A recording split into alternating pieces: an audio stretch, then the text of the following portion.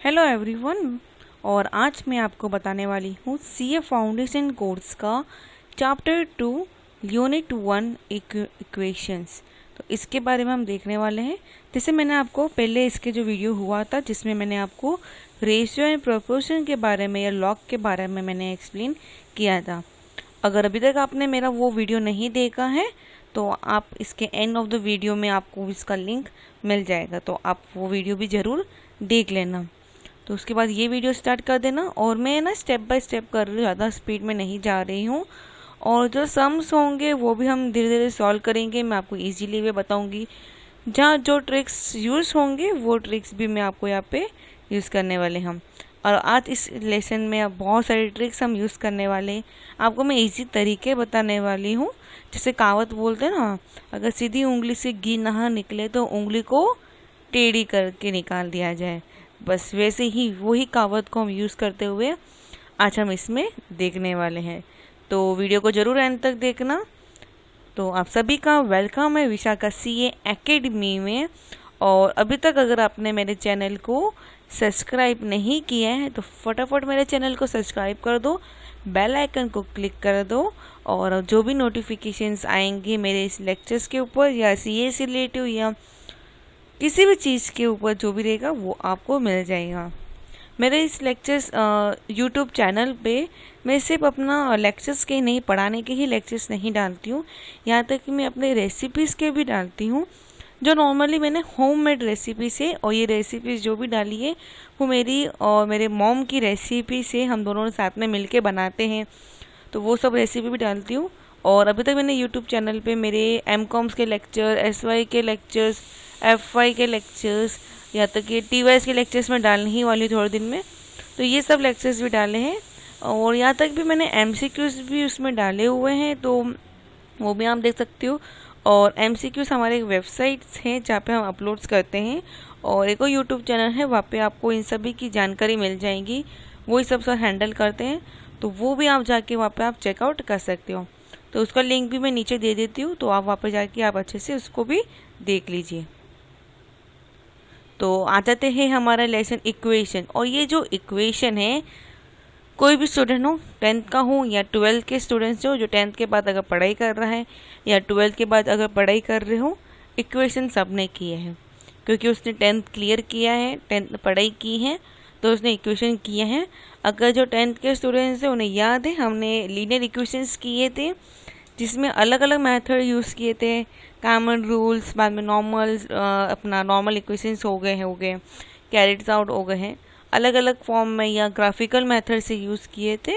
बस ऐसे ही हम अलग अलग मेथड्स इसमें हम भी यूज़ करने वाले हैं। अब इसमें इक्वेशंस अलग अलग हैं, कोई लीनियर इक्वेशन है, कोई क्वाड्रेटिक इक्वेशन, जो भी हमने क्वाड्रेटिक इक्वेशन भी सीखा था। एक नया इक्वेशन है यहाँ पे क्यूबाइड इक्वेशंस, तो इसके हम सब बारे में हम ये लेसन में हम देखने वाले हैं। तो आ जाते हैं हम डायरेक्टली इधर। जो काम की चीज़ है उतना पढ़ेंगे, बाकी हमारे लिए इसमें कुछ काम का नहीं है, इतना आपको ध्यान रखना है। कौन सी चीज़ को क्या बोलते हैं, उसको क्या मतलब होता है, ये हमें डालना है। तो यहाँ पे देख लो इक्वलिटी का साइन क्या होता है, कौन सा साइन होता है, इक्वल का साइन, ये चीज़ आपको ध्यान रखना है। और equation define to be a mathematics statement of the equality. Equation क्या होता है, मैथमेटिक्स मतलब मैथ्स के जो स्टेटमेंट होते हैं जो इक्वलिटी को परफॉर्म करता है उसको बोलते हैं इक्वेशंस। तो यहाँ पे इक्वेशंस ट्रू होने चाहिए, वेरियस इनवर्स होने चाहिए और ऑफर ही होने चाहिए, इसको बोलते हैं कंडीशनली इक्वेशंस। और जहाँ पे while the equation is true for all the value of variable inverse then it is called the identifier. तो अब यहाँ पे हम देखेंगे कुछ इक्वेशंस दिए गए हैं जिसे आप देख सकते हो। x+2/3 plus x+3/2 is equal to 3 दिया गया। Hold the true value for x is equal to 1। बोलना कि जो x की वैल्यू है वो क्या है, 1 है। क्या करोगे, सबसे पहले क्रॉस मल्टीप्लाई कर दो। ये तो खाली अभी समझाने के लिए बता रही हूँ, ऐसा आएंगे नहीं सब आपको। तो क्या करोगे, क्रॉस मल्टीप्लाई, तो 2x, फिर 2 2 ज़ा 4, 3 3 ज़ा 3x, 3 3 ज़ा 9, तो ये x और x, 2 और 2x प्लस 3x 5x, फिर यहाँ पे 4 प्लस 9 13, और नीचे 3 2 ज़ा 6, वो यहाँ पे लिखा है। बस इतने वालों ने एक्सप्लेन करने के लिए किया है, ज़्यादा कुछ नहीं। जब भी लीनियर इक्वेशन की बात किया जाए तो लीनियर इक्वेशन में दो अलग अलग वेरिएबल्स होते हैं। वेरिएबल्स का मतलब होता है अल्फ़ाबेट्स। वेरिएबल्स का मतलब होता है अल्फ़ाबेट्स। जहाँ पे दो या दो से ज़्यादा अल्फ़ाबेट यूज़ किया जाए उसको हम लीनियर इक्वेशन बोलते हैं। लेकिन जब वेरिएबल एक ही तरह के वेरिएबल्स हो, मतलब ए बी बी बी, सी सी, इस तरह के अगर वेरिएबल्स आ रहे हो तो वहाँ पे हम यूज़ किए जाते हैं, उसके ऊपर लगा देते हैं हम स्क्वायर। उसके ऊपर हम लगा देते हैं स्क्वायर। तो यहाँ पे हमने स्क्वायर, उस पर 2 पावर क्या हो जाएगी उसकी 2। वही अगर कोऑर्डिनेट इक्वेशन की बात, जहाँ पे हमें कोऑर्डिनेट इक्वेशन बोला जाता है उसको, और वही अगर क्यूब इन इक्वेशन, तो यहाँ पे क्यूब्स का वर्ड यहाँ पे यूज़ हुआ है, तो समझ जाइए मतलब क्या होना चाहिए, 3 होना चाहिए। और जहाँ पे अगर सिर्फ नॉर्मल इक्वेशन, मतलब यहाँ पे एक ही अल्फ़ाबेट्स, मतलब एक ही तरह के अल्फ़ाबेट्स हो लेकिन उसके ऊपर कुछ पावर नहीं हो, वो लीनियर इक्वेशन हो गए हैं। लेकिन साइंटिफिक से लीनियर इक्वेशन का मतलब हो जाता है जहाँ पे दो तरह के ऐसे वेरिएबल्स आते हो। कुछ सिमिलर क्वेश्चंस देख लेते हैं और सॉल्व करने की ट्राई करते हैं। क्या दिया है यहाँ पे, the similar equation one form यहाँ पे दिया है। एक एग्जाम्पल देख लेते directly. 4x/3 is equal -1 is equal to 14/15x plus 19/5 ये दिया गया है। तो इसको कैसे सॉल्व करना है वो हम देख लेते हैं। तो यहाँ पे इन्होंने क्या किया वो हम देखते हैं, फिर अपना लॉजिक हम यूज़ करेंगे क्या करना है, ठीक है। तो यहाँ पे जो ये -1 था वो यहाँ डाल दिया, तो क्या हो गया, वो +1 हो गया। इतना ठीक है। अब यहाँ पे मेरे पास नीचे क्या 15 है और यहाँ पे क्या है 3 है, तो इसको अगर 5 से मल्टीप्लाई कर दूँ तो ये 15 हो जाएगा। तो इसको भी मैंने 5 से मल्टीप्लाई कर दिया यहाँ पे। तो 4x और इसको हम मल्टीप्लाई कर देंगे तो 20 हो जाएगा। 20x -14 कर देंगे यहाँ पे, 20x -14 कर देंगे यहाँ पे हम। तो यहाँ पे क्या हो जाएगा हमारा 6x/15, ये हम रख दिया साइड में। अब ये साइड के क्रॉस मल्टीप्लाई करेंगे तो ये 5 बन जा 5, तो 19 + 5 24/5। तो इस तरीके से यहाँ पे सम आ गया। अब इसको कर दिया इन्होंने क्रॉस मल्टीप्लाई, 15 × 24 कर दिया। तो ये कर दोगे और ये 6 नीचे आ जाएगा, क्रॉस करके चेक करके यहाँ पे क्या आ गया x = 12। अब मैं नीचे जो क्वेश्चन एक्स्ट्रा जो क्वेश्चन दिए ना उसमें मैं आपको लॉजिक दिखाऊंगी कि हम इतना लंबा टाइम वेस्ट नहीं करेंगे, हम डायरेक्टली हमारे कैसे आंसर्स फाइंड करना है वो मैं बता देती हूँ आपको। अब देखो क्या दिया है, the equation -7x + 1 = 5 - 3x will be satisfy for the x equation 2। तो इसके कुछ सम्स करने के थोड़े बहुत दो तरीके कर सकते हो। तो दोनों तरीके, पहले सबसे हम नॉर्मल बेसिस पे करते हैं वो वाला मैं तरीका दिखाती हूँ, फिर अपना दूसरा जो तरीका है वो भी मैं दिखा देती हूँ। तो यहाँ पे मैं इक्वेशन लिख देती हूँ, -7x + 1 = 5 - 3x, ये हमारा इक्वेशंस है। तो क्या कर सकते हैं, पहले x वाली वैल्यू एक साइड और विदाउट x वाली वैल्यू एक साइड। तो -7x प्लस, यहाँ पे ये प्लस हो जाएगा क्योंकि ये -3x था, तो ये +3x हो जाएगा, = 5 - 1। तो 7 माइनस प्लस माइनस, तो 7 में से 3 गए तो बचे कितने 4। तो -4x = 5 - 1 4, x को यहीं रखेंगे और = 4/-4। तो आंसर क्या आएगा, x = -1। ये एक तरीका है आंसर सॉल्व करने का, ये एक तरीका है आंसर सॉल्व करने का। अब मैं आपको दिखाती हूँ दूसरा तरीका। तो हम ध्यान रखेंगे हमारा आंसर क्या आया, x = -1, मतलब हमारा आंसर यहाँ पे क्या होना चाहिए, b होना चाहिए। तो इसी को हम देखते हुए यहाँ पे हम बाकी सब मिटा देते हैं, यहाँ पे नहीं चाहिए हमें, तो अभी इसी को रखते हैं।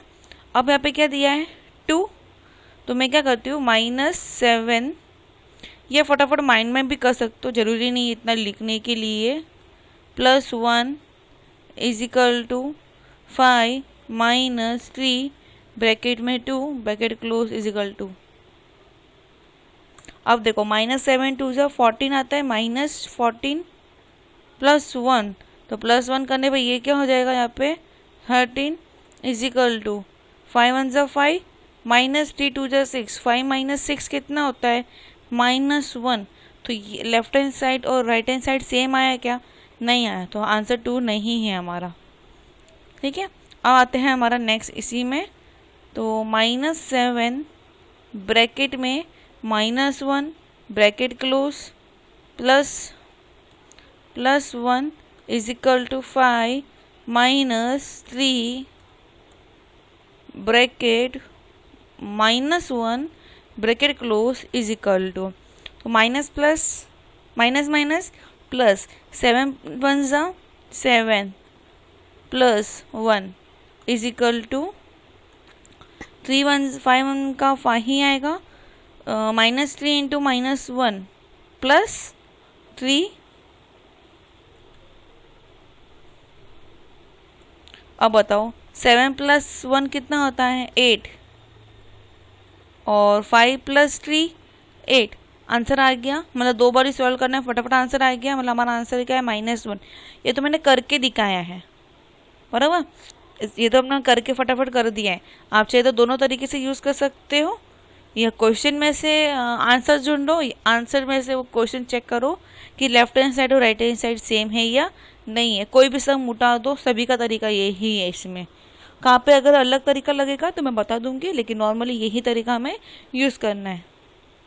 अब देखो यहाँ पे क्या दिया है, x + 4/4 + x - 5/3 इजिकल टू 11 आना चाहिए, बराबर। तो मैं क्या करूँगी, देखो 20 है ना, 20 डालेंगे, 20 + 4 24/4, 24/4 को जब डिवाइड करते हैं आंसर क्या आता है 6, तो इसको सॉल्व हो गया 6 हो गया, प्लस 20 - 5 15, 15/3 5, तो 6 + 5 कितना होता है 11। हमारा आंसर क्या हो गया ए। अब यही देख लो यहाँ पे क्या दिया है, इसको चेक कर सकते हैं हम। आंसर्स आप देख सकते हो, फटाफट जो वैल्यू डालो सॉल्व करो, नहीं तो क्रॉस मल्टीप्लाई करो, और आप वैसे भी सॉल्व कर सकते हो, आंसर्स आपको वैसे ही आ जाएगा। और यहाँ पे क्या दिया है, 8 is the solution of the equation. अगर 8 को इसमें डालो, जिसको भी 8 डालने में इसका वैल्यू ये अगर आता है, मतलब लेफ्ट हैंड साइड और राइट हैंड साइड अगर इक्वल होता है, तो हमारा आंसर बराबर है। नहीं होगा तो आंसर रॉन्ग है कुछ ना कुछ। ठीक है, तो इसी तरीके से आपको ये सब सॉल्व कर सकते हो, चाहे तो क्वेश्चन में से जाओ आंसर्स तक, या आंसर में से क्वेश्चन में आओ, ये एक तरीका है।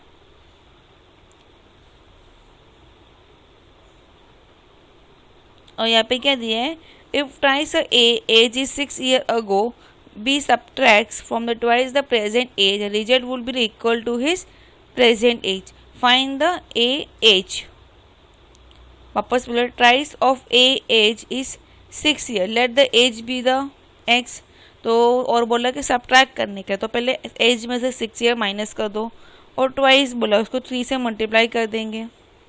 फिर बोला result will be equal to the twice the present age. Present age कितनी है x, उसको भी मल्टीप्लाई बाई 2 कर देंगे, तो माइनस करने में वैल्यू आना चाहिए, इसको प्रेजेंट एज फाइंड करना है। 2x - 3 bracket x - 6 equal to x। इसको हम सॉल्व करेंगे और हमें नीचे आंसर्स मिल जाएगा यहाँ पे। अब देखो क्या दिया है फर्स्ट वाला, कि the sum of the two number, the sum का मतलब होता है प्लस, सम का मतलब होता है प्लस। जब दो नंबर को मैं प्लस करूँगी तो वहाँ पे मुझे आंसर क्या आना चाहिए 52। Why the different is 2, different का मतलब हो गया यहाँ पे हमारे लिए माइनस। तो जब दो नंबर को मैं माइनस करूँगी तो उसका डिफरेंट क्या आना चाहिए 2। तो चलो अगर तुम ध्यान से देखते हो, 70 - 15 2, 12 - 10 2, 27 - 25 2, तीनों आंसर फर्स्ट इसमें तो सेटिस्फाई हो गया। अब the sum of two number is 52, जब दोनों को प्लस करूँगी तो क्या आना चाहिए 52। 17 + 15, 7 और 5 कितना होता है 12 होता है, 2 नीचे और 1 ऊपर, 32 वहाँ पे आंसर आया, नहीं चलेगा। 12 + 10 22, नहीं चलेगा। 27 + 25 52, तो हमारा आंसर क्या है यहाँ पे सी। तो इस तरीके से आप यहाँ पे आंसर्स फाइंड कर सकते हो किसका आंसर्स क्या है।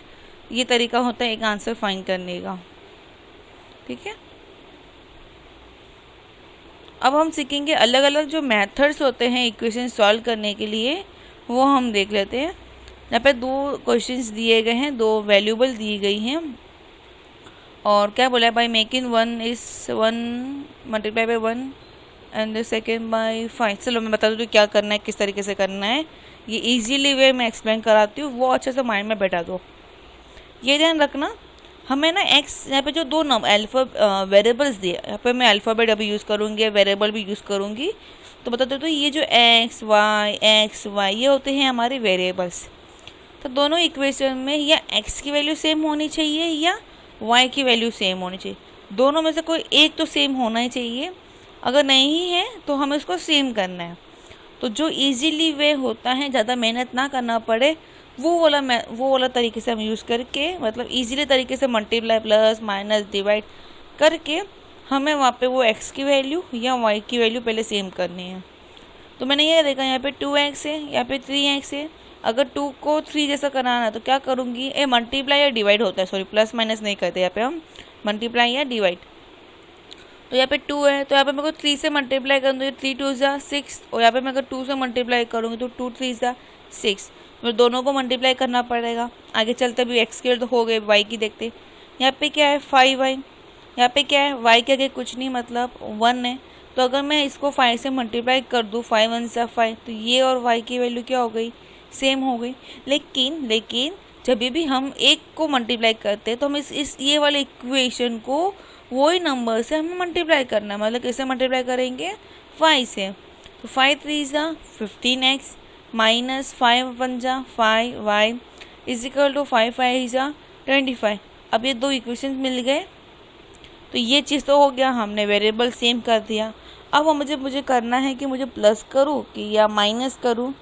जब भी दोनों जिस वैल्यू को हमने चेंज किया है, मतलब x की वैल्यू या y की वैल्यू हमने जब सेम करते हैं, तो चेक करो कि दोनों में से दोनों की जो आगे की वैल्यू है, साइन जो दिया रहता है ना, वो या प्लस में है या माइनस में है। देखो होता है तो क्या करना है, जब दोनों ऊपर की बात करें, ऊपर वाले इक्वेशन में प्लस में है और नीचे वाली इक्वेशन अगर प्लस में हो, तो यहाँ पे हम कर देते हैं उसका माइनस। क्या करेंगे हम यहाँ पे, माइनस। एक ये तो इसमें आप चेक कर सकते हो। फिर अगर यहाँ पे भी माइनस हो और यहाँ पे भी माइनस हो, तो भी हम क्या करेंगे, माइनस। फिर अगर लेकिन यहाँ पे एक प्लस हो, तो यहाँ पे हम क्या कर देंगे, प्लस। मतलब मेरा कहने का मतलब ये है, जब साइन अलग अलग हो तो प्लस करेंगे, जब साइन सेम हो तो हमें, सॉरी वो बीच में लेके आ गई मैं, क्या बोल रही थी मैं, हाँ, जब साइन सेम हो तो हम करते हैं सब्ट्रैक्शन, जब साइन अलग अलग हो तो करते हैं हम एडिशन। तो यहाँ पे प्लस, यहाँ पे माइनस, अभी नए वाले देखेंगे। यहाँ पे क्या है, प्लस, यहाँ पे क्या है, माइनस। यहाँ पे क्या कर देंगे, हम ऐड कर देंगे। तो 2 + 15, 2 + 15 17x प्लस 5 माइनस 5, वाई को एक बार साइड में रखें, वाई को हम बाद में ले लेंगे। तो +5 - 5, तो 5 - 5 0, ऑटोमेटिकली क्या हो गया, कैंसिल। ये चीज़ ध्यान रखना है, इसमें हमें एक वेरिएबल कैंसिल होना चाहिए, एक्स वैल्यू या वाई का वैल्यू जो हम चेंज करते हैं। और 9 + 25 34, 17 के टेबल में 34 कब जाता है, 2 जा, तो एक्स की वैल्यू क्या आ गई, 2। अब एक्स की वैल्यू 2 मिल गई। अब मेरे पास 1 2 और ये तीसरा नया इक्वेशन है, इन तीनों में कोई भी एक बार वैल्यू 2 का डाल दो आप। अगर मैं इसमें डालती हूँ सेकेंड इक्वेशन में, तो यहाँ पे क्या आएगा, 3 2 ज़ा 6 - 5 = 5, और 3 2 ज़ा 6, 6 को यहाँ डाल दूँगी तो -y = 5 - 6 - y = -1 एंड y = 1। यहाँ पे हमारा आंसर क्या आ गया, y = 1। अब मुझे आंसर चेक करना है कि मेरा आंसर राइट है या रॉन्ग है। तो इस टाइम हम क्या करते हैं, मैं ये आंसर भी एक तरीका दिखा देती हूँ आपको, वो भी आप कर सकते हो। चेक करना है कि हमारा आंसर राइट है या रॉन्ग है। तो क्या करेंगे, जब x और y की दोनों वैल्यू मिलने के बाद x की वैल्यू भी सब्स्टिट्यूट करो और y की वैल्यू भी सब्स्टिट्यूट करो एक ही इक्वेशन में। तो यहाँ पे 2, x की वैल्यू क्या है, 2 bracket close plus 5 bracket 1 bracket close = 9। Check करना है लेफ्ट हैंड साइड और राइट हैंड साइड सेम है या नहीं। 2 2 जा 4 प्लस 5 1 जा 5 इज इक्वल टू 9 और 4 प्लस 5 9 इज इक्वल टू 9, मतलब हमारा आंसर x की वैल्यू y की वैल्यू क्या है, राइट है। ठीक है, बस आपको इसी तरीके से सम सॉल्व करना है। अभी जैसे हमने पहले एक ही बार मल्टीप्लाई किया, यहाँ पे अभी मेरे को x की वैल्यू है y की वैल्यू कोई सेम करनी है। x की अगर वैल्यू सेम करनी है तो ये वाली इक्वेशन को 5 से मल्टीप्लाई कर दो, ये वाली इक्वेशन को 3 से मल्टीप्लाई कर दो, x की वैल्यू क्या हो जाएगी, सेम। अगर y की वैल्यू सेम करनी है तो इसको मल्टीप्लाई कर दो 6 3 से, तो 3 2 जा 6, क्योंकि 6 तो आता है ना, कब 2 के टेबल में ही आता है। 3 2 जा 6, तो सभी को किससे मल्टीप्लाई कर दोगे, 3 से। तो इस तरीके से तुम्हें आंसर सेम मिल जाएगा। वही तरीका यूज़ करना है, कोई अलग तरीके से हमें यहाँ सॉल्व नहीं करना है, और x की वैल्यू और y की वैल्यू तुम्हें मिल जाएगी।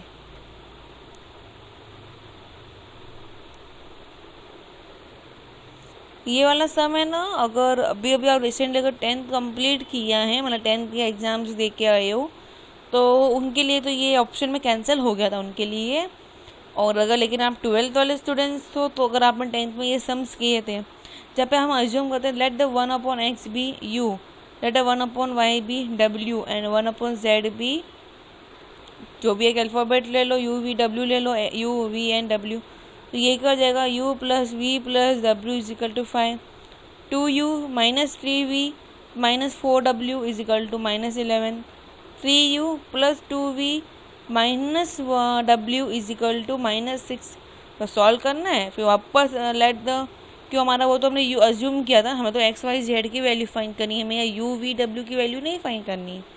तो बस इसी को लेते हुए हम सॉल्व करेंगे, और यहाँ पे हमें मिल जाएगा यू वी डब्ल्यू, लेकिन एक्स का क्या था 1/2, तो 1/u क्या हो जाएगा 1/2, y is equal to minus 1/v, तो वाई का वैल्यू तो -3 था, तो 1/-3, ऐसे करके हमें यहाँ वैल्यू मिल जाएगा, ख़त्म सम। सेम वही तरीके से हम यूज़ करते हुए यहाँ पे हम करेंगे। अभी देखो यहाँ पे क्या देता है, solve the set of the equation 3x plus 4y is equal to 7, 4x minus y is equal to 3 इस, नीचे वैल्यू दी है ना। अभी अभी मैंने बताया शॉर्टकट तरीका कि x की वैल्यू y की वैल्यू चेक करने के लिए क्या कर सकते हो। तो यहाँ पे जो नीचे दिए हैं वो x और y, x और y, x और y और x और y की वैल्यू डाली हुई है, बराबर। जैसे अभी यहाँ पे 1 माइनस 1 दिया है ना, मतलब x की वैल्यू 1 और y की वैल्यू -1, ये इक्वेशन में डाल के चेक करो। 3 1 जा 3 और प्लस 4 1 टू -1, तो 4 1 जा लेके माइनस आ जाएगा, -1 हो जाएगा। हमें आंसर तो क्या चाहिए, 7 चाहिए, नहीं चलेगा। तो मतलब ये वाला हुआ नहीं, तो मतलब आगे वाले का हम चेक करेंगे नहीं। पहले अगर फर्स्ट वाला सेटिस्फाई हो जाएगा तो ये हम सेकंड में भी चेक कर लेंगे। 1 1, मतलब x की वैल्यू भी 1 और y की वैल्यू भी 1, तो 3 1 जा 3, 4 1 जा 4, 3 प्लस 4 7, हाँ ये होता है। अब इसमें भी चेक कर लेंगे, 3 1 जा 3, -1, 3 में से 4 में से 1 गया तो 3, हाँ होता है। तो हमारा आंसर क्या है, बी। मतलब तुम्हें इतना लेंदी वो सम सॉल्व करने की ज़रूरत नहीं है, पहले x का सॉल्व करो, उसको मल्टीप्लाई करो, x की वैल्यू मिलेगी, फिर y की वैल्यू मिलेगी, फिर उसमें करेंगे, फिर सब्स्टिट्यूट करेंगे। करने का झंझट मारी काहे को करने का, जब नीचे ऑप्शन दिया रहेगा ना, ऑप्शन को सब्स्टिट्यूट करो, आंसर मिल जाएगा। Find the value of x, satisfy the equation. Same इसी तरीके से यहाँ पे सॉल्व करो, एक एक वैल्यू सब्स्टिट्यूट करो, तुम्हें मिल जाएगा। अगर मैं यहाँ पे डालती हूँ 3 2 3 प्लस 2 2 जा 4, 3 प्लस 4 7, नहीं चलेगा। अगर इसी में डाल दूँ मैं यहाँ पे भी 2 -2 प्लस -3, 3 2 6, 6 -2, नहीं चलेगा। अब ये देखेंगे 2 3 2 जा 6, 2 प्लस 3 2 जा 6, 6 प्लस 2 8 होता है, मतलब ये वाला इक्वेशन यहाँ पे चलता है। इसी में भी चेक कर लेंगे 2/2 प्लस y/3, तो यहाँ पे 2/2 1 हो गया, प्लस 3/3 1 हो गया, 1 + 1 2 होता है। तो हमारा आंसर यहाँ पे क्या हो जाएगा, सी हमारा आंसर है। इस तरीके से हम यहाँ पे कर देते, ख़त्म हो जाता है हमारा सम। और आपको इसी तरीके से आंसर यहाँ पे करना है, ठीक है। और यहाँ पे क्या दिया है, x/p plus y/q is equal to s plus y is equal to p plus q are satisfied by the value given by the pairs. ठीक है, तो अगर मैं p की वैल्यू यहाँ डालूँ अपॉन q की वैल्यू भी डालूँ तो p अपॉन p कैंसिल हो 1 आया, y अपॉन q 1 आया, 1 प्लस 1 2 होता है, p प्लस q और यहाँ पे p प्लस q, तो आंसर हमारा क्या है a है। हो गया हमारा सम कंप्लीट। और इसी तरीके से करना है, काहे को इतना टेंशन लेने का, जो इजी बड़े सम्स देख के करवाने का नहीं, कभी टेंशन नहीं लेने का। बोला ना मैंने अभी जैसे आपको कि अगर सीधी उंगली से घी नहीं निकले तो उंगली को क्या कर दो, टेढ़ी करके निकाल दो, बस वैसे ही हमें यहाँ पे सॉल्व करना है और सम्स हमें आंसर्स ऑटोमेटिकली हमें यहाँ पे मिल जाएंगे।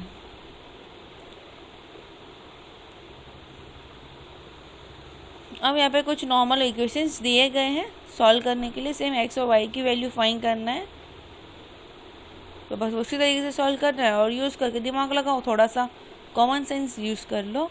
कभी कभी है ना स्कॉलर बच्चे जितना नहीं कर सकते ना, उतने नॉर्मल बच्चे भी है ना उसको आइडिया आ जाता है उनको कैसे करना है अभी काम, कैसे नहीं करना है। ठीक है, और यहाँ पे बताते हो जो तुम्हारा कोऑर्डिनेट इक्वेशन में कभी भी a की वैल्यू क्या 0 नहीं होनी चाहिए, और हमेशा उसका जो डिग्री ऑफ होना चाहिए वो सेकेंड 2 नंबर पावर शुड भी 2 होना चाहिए, इंडेक्स बोल दो वो 2 होना चाहिए।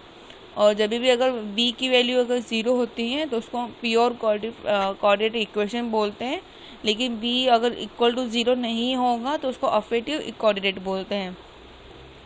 When the a is equal to 0 तो कोऑर्डिनेट इक्वेशन और equation of the second degree बोला जाता है। अगर जब b की वैल्यू इज इक्वल टू 0 होता है तो उसको प्योर कोऑर्डिनेट इक्वेशन बोलते हैं। वहीं अगर b की वैल्यू अगर 0 से नहीं मिलती हो तो उसको equation of affective coordinate equation बोलते हैं। और यहाँ पे variable of x is called the root of the equation बोला जाता है। The coordinate equation has the 2 root, कभी भी ध्यान रखना x की यहाँ पे हमेशा 2 वैल्यू मिलेगी, एक वैल्यू नहीं मिलेगी।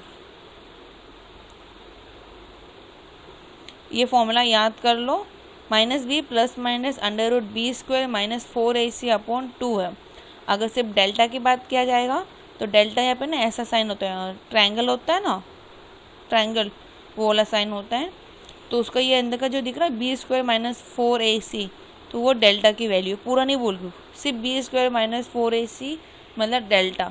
और अगर क्वेश्चन में आगे determine of the coordinate equation, determine of the coordinate equation, तो भी हम सिर्फ B square minus 4ac use करते हैं।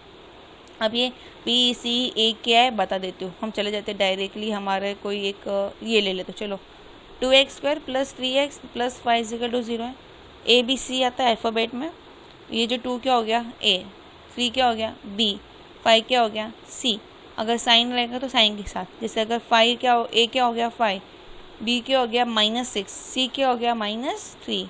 अगर जो x स्क्वायर के साथ रहेगा वो a, x के साथ रहेगा वो b, कुछ नहीं रहेगा तो वो c। Sum and the product of the root find करना है, sum and the product of root.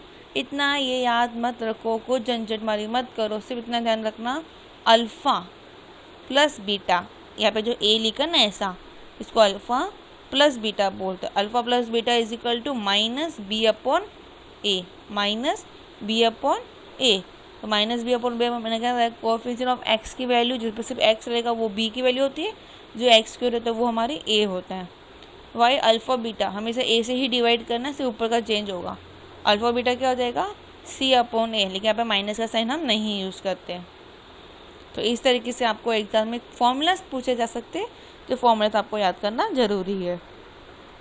जो मैं कराऊंगी ना, आप उस तरीके से अगर करोगे ना तो कोई भी स्टैंडर्ड का बच्चा, या वो 10th स्टैंडर्ड के बात कर रहा हो या 12th कर रहा हो या विदाउट मैथ्स अगर उसने 11th 12th किया हो, तो मैं उसी के हिसाब से बता रही हूँ, क्योंकि मैं बेसिक के साथ जाना चाहती हूँ। मैं आपको बताना चाहती हूँ कि जो भी हम करेंगे बेसिक से रिलेटेड करेंगे, तो मुझे मालूम है कि बहुत सारे स्टूडेंट्स ऐसे हैं जो विदाउट मैथ्स आए हैं, खासकर 11th 12th के बाद, तो मैं उनके बेसिस के हिसाब से ही यहाँ पे बताऊँगी।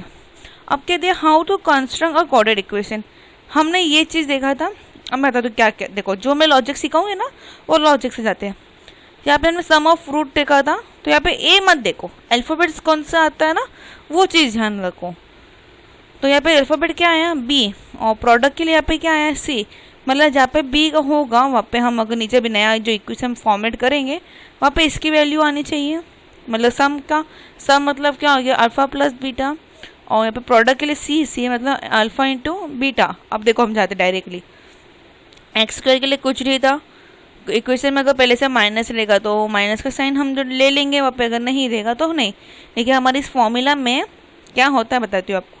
तो x square minus sum of the roots, sum of the root मतलब अल्फ़ा प्लस बीटा, फिर उसके पीछे लगा देंगे x plus product of root, product of root मतलब alpha into beta is equal to 0। ठीक है, ये चीज़ हो गया। इतना आपको ये ध्यान रखना है कि हमने सम के लिए बी यूज़ किया था, इसलिए सम ऑफ द रूट पहले आता है, फिर प्रोडक्ट यूज़ किया था तो सी अपॉन ए आता है। तो वहीं एक्स स्क्वायर माइनस, अब मेरे को यहाँ पे पूछोगे ना आप लोग, मीन्स यहाँ पे हमने एक्स क्यों यूज़ किया, क्यों हमने अगर फॉर्मूला देखा यहाँ पे हमने माइनस लिया था बराबर, तो यहाँ पे अगर माइनस है और यहाँ पे हम जो इक्वेशन ले रहे हैं वो प्लस में लिया था, तो अगर मेरे को माइनस अंदर रखना है, मतलब माइनस अंदर रखना है तो बाहर भी क्या करना पड़ेगा माइनस, तो माइनस माइनस होके फिर ये प्लस बनता है, माइनस माइनस होके फिर ही प्लस बनेगा। अगर मैं यहाँ पे प्लस डाल दूँ और अंदर वाले में माइनस होगा तो प्लस माइनस ये माइनस हो जाएगा तो रॉन्ग हो जाएगा, इसलिए हम यहाँ पे क्या लिखते हैं x square minus sum of the roots x plus product of the root is equal to 0। जो ये डार्क अंडरलाइन किया ना यही हमारे मेन फॉर्मूला है से। अब मैंने जैसे डेल्टा की बात की थी, तो बी स्क्वायर माइनस 4ac, अगर इसको सॉल्व करने पे इसकी वैल्यू अगर 0 आती है तो उसको हम बोलते हैं रियल एंड इक्वल। अगर बी स्क्वायर माइनस 4ac की वैल्यू ज़्यादा आती है किससे, 0 से, देखो बताती हूँ कैसे। अगर मैं सॉल्व करूँ, मेरा अगर सॉल्व करने पे कहाँ गया, मेरा अगर सॉल्व करने पे समझो मुझे आया 76 आया, और अगर मैंने इक्वल का साइन डाल दूँ और मेरा यहाँ पे डाल देती हूँ मैं 0, तो 76 बड़ा है ना 0 से, तो हमें क्या चेक करना है हमेशा 0 से बराबर वैल्यू आया, 0 से ज़्यादा आता है या 0 से कम आता है, ये चीज़ आपको वहाँ पे ध्यान रखना है। ठीक है, अगर 0 से ज़्यादा आता है तो वो रियल एंड अनइक्वल होता है। अगर जैसे -6 इज इक्वल टू 0, ये तो -6 आया, मतलब 0 से वैल्यू कम होती, नेगेटिव साइड जा रहा है, तो ये क्या हो जाता है नॉट रियल या नॉट इक्वल लिख देते हम, या इमेजिड नंबर बोल दो वैसा। और एक और होता है 0 का वो साइड भी कैलकुलेट करने पे 0 ही आया, और ये तो हमारा 0 ही है, तो उसको हम बोलते हैं रियल एंड इक्वल। ये चीज़ आपको ध्यान रखनी है यहाँ पे। अब हम इमेजिनरी नहीं बोलते हैं, यहाँ पे उन्होंने दी है, लेकिन हम यहाँ पे नॉट रियल लिख सकते हो आप। यहाँ पे अगर आप नॉट रियल भी लिखोगे ना तो भी चलेगा, ऐसा कुछ प्रॉब्लम नहीं है यहाँ पे। और कुछ इंपॉर्टेंट मेरे को अगर लगेगा तो मैं बता देती हूँ। यहाँ पे तो अभी मेरे को कुछ दिख नहीं रहा है, तो यहाँ पे इतना ही है, हम आगे आ जाते हैं। जैसे यहाँ पे देखो सॉल्व कैसे किया, x square minus 5x plus 6 is equal to 0, ये ना फैक्टराइजिंग मेथड यूज़ किया है। फैक्टराइजिंग में हम क्या करते थे, यहाँ पे जो a की वैल्यू और ये c की वैल्यू को मल्टीप्लाई कर दो, तो यहाँ पे a की वैल्यू कितनी है 1, यहाँ पे c की वैल्यू कितनी है 6, तो a इंटू सी कितना होता है, मतलब 1 इंटू 6 हो जाएगा, तो 6 यार लिख देते हैं हम। -5, तो मतलब यहाँ पे जो 6 का हम दो नंबर फाइंड करेंगे जिसे हमें मल्टीप्लाई करने पे आंसर क्या आना चाहिए 6। चलो चेक करते हैं। सबसे पहले 2 में चेक करेंगे, तो 2 3 6 होता है, 2 3 6। लेकिन जब उसको यही दो नंबर को जब हम प्लस या माइनस करने पे मुझे आंसर क्या आना चाहिए -5, तो -5 अगर मैं 2 के आगे माइनस लगा दूँ तो ये माइनस प्लस नंबर छोटा हो जाएगा, इसलिए हम क्या करते हैं 2 को भी माइनस लगा देंगे और 3 के आगे भी हम क्या लगा देते हैं माइनस, तो -2 -3 5 होता है, -2 मल्टीप्लाई बाय -3 तो +6 होता है बराबर।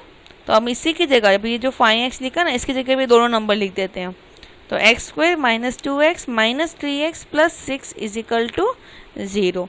ये यहाँ पे हम ऐसे इस तरीके से यहाँ पे हम लिख लेते हैं। वीडियो देखने टाइम सवाल बहुत आएंगे। एक सबसे बड़ा सवाल होता है मिस ये तो यहाँ पे छोटा नंबर था, हमने छोटा नंबर देख के फटाक से सॉल्व कर दिया, चलो ठीक है, लेकिन जब अगर यहाँ पे बड़े नंबर आए तो हमें क्या करना है, बड़े नंबर आए तो हम यहाँ पे ना एलसीएम निकालते हैं।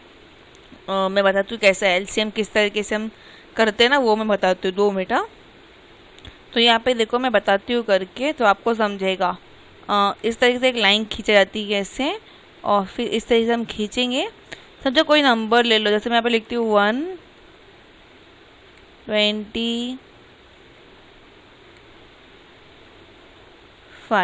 125 लिखा। तो चेक करते हैं 2 के टेबल में जाएगा क्या, नहीं जाएगा। 3 के टेबल में जाएगा क्या, चेक कर जाएगा 3 के टेबल में जाता है कि नहीं जाता है। तो ये 3 के टेबल में जाता है, सॉल्व करके हम चेक करेंगे। तो इस तरीके से हम यहाँ डिवाइड करके एक एलसीएम फॉर्म यहाँ पे करते हैं। 3 के टेबल में कैसे जाएगा देख लो, नहीं जाएगा शायद से। 2 + 1 3, 3 और 5 ले लो 8 होता है, नहीं जाता है। 4 के टेबल में नहीं जाएगा, पीछे 4 नहीं है। और फिर बचता है हमारा यहाँ पे 5। तो 5 के टेबल में हम चेक करेंगे 5 के टेबल में जाता है कि नहीं जाता है। वो कैसे चेक करते हैं बताती हूँ। यहाँ पे हम लिख देंगे 5, क्यों हम 5 के टेबल में चेक कर रहे हैं इसलिए। और 5 के टेबल में 125, तो 5 2 ज़ा 10, 5 2 ज़ा 10। 12 में से 10 गया तो 2 बचता है, तो ये 25 हो जाएगा। 5 के टेबल में 5 कब जाता है, 5 5 ज़ा 25।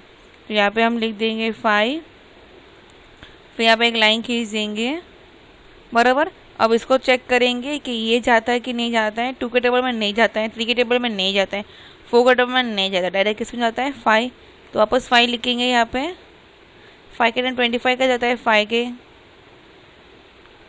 और यहाँ पे भी हम क्या लिख देंगे 5,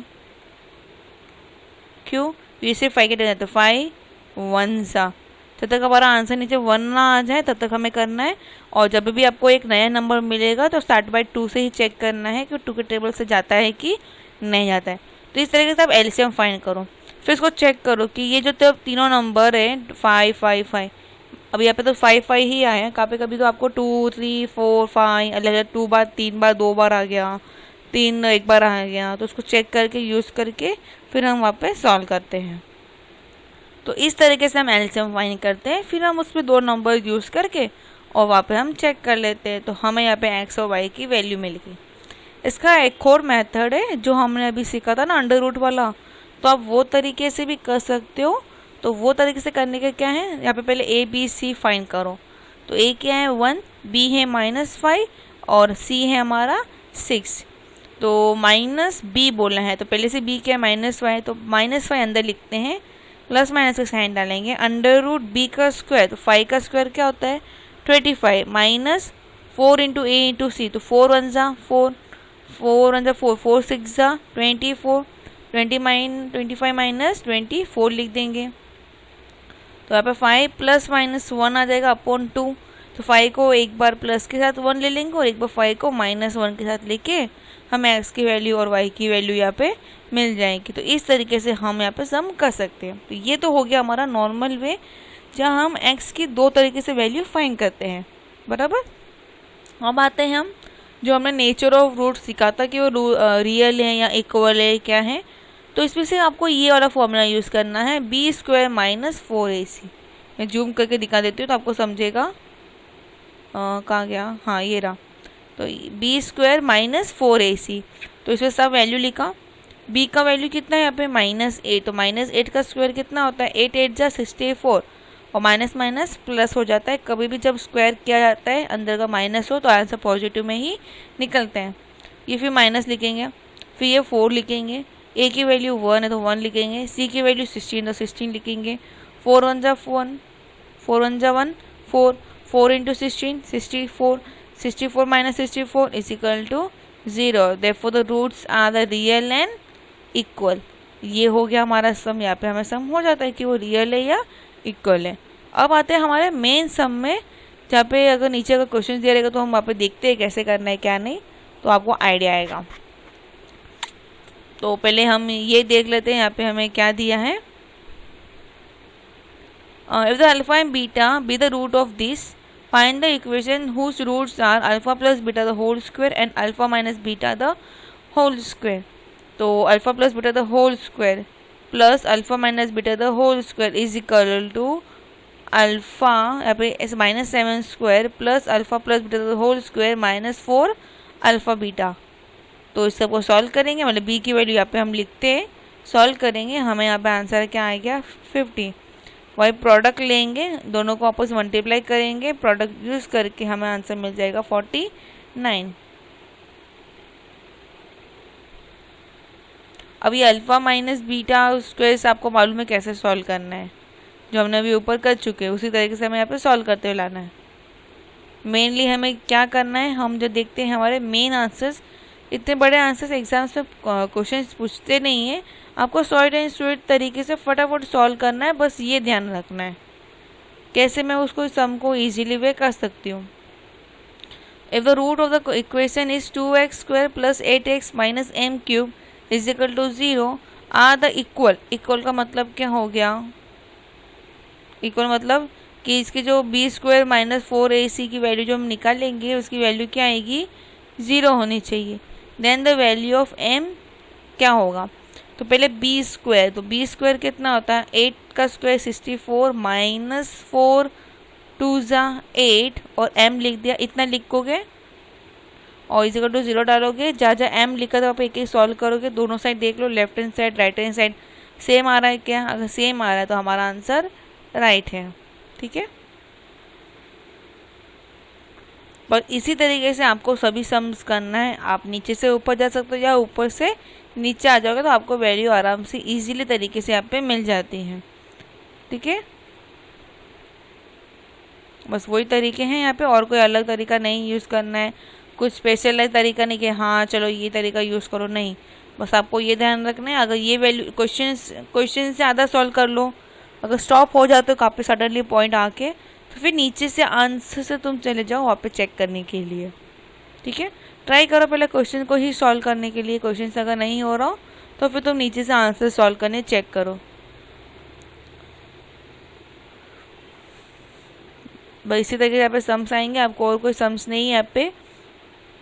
ये left hand side right hand side वही अभी जो हमने कोऑर्डिनेट इक्वेशन में जो सॉल्व किया ना, अभी कैसे यूज़ करना है, क्या बोलते हैं अपना फैक्टराइजिंग मेथड, बस वही तरीके से।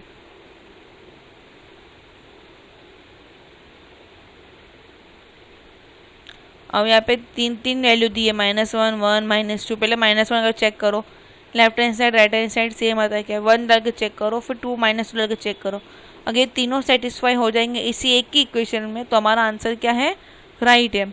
तो समझो अगर अपना 1 सेटिस्फाई नहीं हुआ लेकिन 1 सेटिस्फाई हो गया, तो आप देख सकते हो इसी में 1 है। देखो मैं उदाहरण के लिए समझा रही हूँ, इसी में 1 है तो डाल के चेक करो कि 2 भी डाल के चेक करो, 3 भी डाल के चेक करो, तो आंसर अगर राइट हो तो राइट हो गया। कभी अगर -2 अगर सेम होता है तो -2 के लिए ये वाला है, कुछ नहीं हुआ तो -2 वाला भी सेटिस्फाई नहीं हुआ, इसमें 1 था जो भी सेटिस्फाई नहीं हुआ, तो मतलब ये भी नहीं ये भी नहीं ये भी नहीं, बच्चा कौन, CPA। तो ऐसे भी तो ओवरऑल लॉजिक तुम लोग यूज़ कर सकते हो कि कैसे हम अलग अलग तरीके से एक ही सम को कर सकते हो। और जैसे यहाँ पे देखो x³ + 7x² -7 21x - 27 is equal to 0 calculation दिया रहता है, वहाँ पे तुम कैलकुलेटर यूज़ कर सकते हो और फटाफट सम सॉल्व कर सकते हो। एग्जाम्स में कैलकुलेटर नॉर्मल अपना जो कैलकुलेटर होता है वो अलाउड होता है, बस वैल्यू सब्स्टिट्यूट करो और तुम्हें आंसर्स वहाँ पे मिल जाएंगे। अब यहाँ पे पूरा समरी दिया है कि कौन सा किसके लिए फॉर्मूला यूज़ होता है, क्या क्या फॉर्मूलाज हमने यूज़ किए हैं, कौन सा, तो मेन चीज़ यही है, तुम्हारा समरी ही मेन है। हाँ, सम्स कैसे करना है वो तुम ऊपर जाके देख सकते हो, सम किस तरीके से करना है, क्या करना है। तो यहाँ पे हमारा ये इक्वेशन लेसन चैप्टर 2 भी कंप्लीट हो जाता है। तो यहाँ पे हमने ये वाला लेसन भी यहाँ पे हमने कंप्लीट कर दिया है। अभी मैं आपको नेक्स्ट लेक्चर में हम जब आएंगे तभी हम यहाँ पे चैप्टर 3 करेंगे। तो आपको जो फर्स्ट चैप्टर, सेकेंड चैप्टर और थर्ड चैप्टर मिला के आपको आएगा 20 से लेके 25% तक क्वेश्चन आ सकते हैं इसमें से। तो उसके हिसाब से आप पढ़ो, उस हिसाब से ज़्यादा फोकस करो। समझो एक बार हमने फॉर्मूलाज रीड कर दिए ना कि कौन से फॉर्मूलाज कहाँ यूज़ होता है, किस तरीके से यूज़ होता है, ये अगर आपको आइडिया मिल जाए ना, फिर आपको कोई भी सम दे दो, कहाँ से भी कोई भी सम दे दो, आपको अगर ट्रिक समझ गया ना, कैसा ट्रिक हमें यूज़ करना है, किस तरीके से हमें सम करना है, ये अगर आ जाए ना तो आपको ना बार बार प्रैक्टिस करने की ज़रूरत नहीं है। हर सम को, हर एक टाइप का 3 से 4 सम सॉल्व करो, ख़त्म करो, हटा दो। ठीक है, ये चीज़ आपको करना है। बार बार अगर उसको रिपीट करके भी कुछ फ़ायदा नहीं होता है, तो ये आपको ध्यान रखना है अच्छे से। हाँ, रिपीट कब करेंगे, जब हमारा सब कुछ एवरी सब्जेक्ट, हर एक लेसन, हर एक सम तरह के हम क्वेश्चन हमारा प्रैक्टिस तीन सम्स, 4 सम्स हो चुके हों, सभी सब्जेक्ट्स पढ़ के हो चुके हो, फिर भी हमारे पास अगर टाइम हो, हम पढ़ना चाहते हैं, अभी भी हमारे पास टाइम है और ज़्यादा प्रैक्टिस करनी है, तभी आप जाके और सम्स ले सकते हो। अगर आपको और भी सम्स चाहिए इससे सब्जेक्ट लेसन से रिलेटिव, तो आप क्या कर सकते हो, 10th स्टैंडर्ड की बुक्स ले सकते हो, 9th की बुक ले सकते हो, 11th की बुक ले लो, 12th की बुक ले लो। तो आपके जो रिलेटिव जो लेसन्स हैं ना, आपके रिलेटिव जो भी लेसन्स होंगे उनका पिकअप करो, उसको एक बार खाली रीड कर लो। क्या कर दोगे, रीड कर लोगे। तो रीड करने से क्या होगा, आपको नॉर्मल लॉजिक हो जाओ पे एक बेसिक दिया रहता है, और प्लस पीछे ना MCQs होते हैं कि उनको भी आए हुए हैं, उनके कुछ पिछले साल के पेपर्स ले लो या तुम्हारे पिछले साल के पेपर्स ले लो, तो ये तुम्हारे सभी काम की चीज़ें हैं। तो ये ध्यान रखना है तुम लोगों को। तो यहाँ तक हमारा आज चैप्टर 2 भी कंप्लीट हो गया है। आगे मैं अलग अलग और सब्जेक्ट्स के भी डालने वाली हूँ। मैं सब सब्जेक्ट्स के एक थोड़े थोड़े करके 2-2, 3-3 चैप्टर्स ट्राई करूँ कि सभी सब्जेक्ट्स का डालना स्टार्ट करूँ। और आप सभी से रिक्वेस्ट है, जब भी आप मेरे चैनल पे आते हो, कि बहुत सारे ऐसे भी हैं कि आप मेरे चैनल पे आते हो लेकिन क्या होता है कि आप मुझे सब्सक्राइब नहीं करते हो, वीडियो देख लेते हो, सब्सक्राइब नहीं करते हो, वीडियो को आपको अच्छा भी लगता है, आप सब देखते हो, पसंद भी करते हो, मुझे कमेंट्स भी आते हैं कि मेरे सामने अच्छा पढ़ा है, एक्सपेक्टेशन अच्छा था, ये सब था, तो वीडियो को लाइक भी कर दो, सब्सक्राइब भी कर लो, तो मुझे एक मोटिवेशन मिलता है कि हाँ चलो मैं और इनके लिए बनाऊँ, मैं इसी तरीके से आपको एक्सप्लेन करूँ। और अब जैसे आपको मालूम है कि चार्टर्ड अकाउंटेंट का फ़ीस ही 35,000 से 40,000 फ़ीस है। स्पेशली अगर मैं बम्बई की बात करूँ, पर्टिकुलर बम्बई में ही बात करती हूँ, तो 30,000 से लेकर 40,000 का फ़ीस है।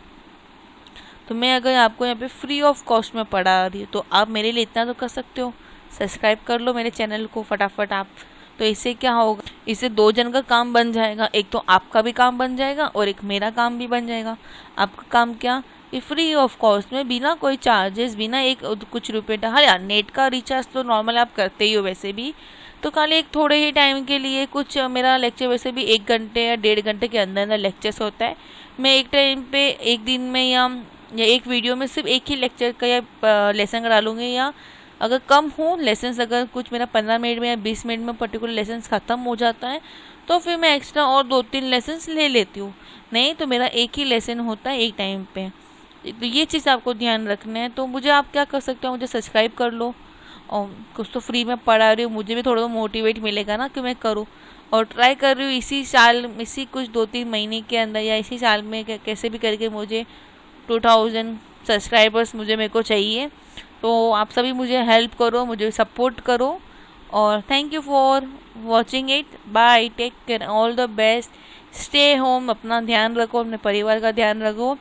और अगर अभी तक आपने अगर वैक्सीन नहीं लगाया है, और अगर वैक्सीन कैसे लगाना है, किस तरीके से लगाना है, ये मैंने एक वीडियो बनाया हुआ है, जो मैं आपको इसके एंड ऑफ द वीडियो में आपको मैं दे दूँगी। तो वो कैसे लगाना आप चेक कर लीजिए, कैसे रजिस्टर करना है, किस तरीके से रजिस्टर करना है, ये भी मैंने वहाँ पे एक्सप्लेन किया है। तो bye, take care and all the best for your exams and stay home.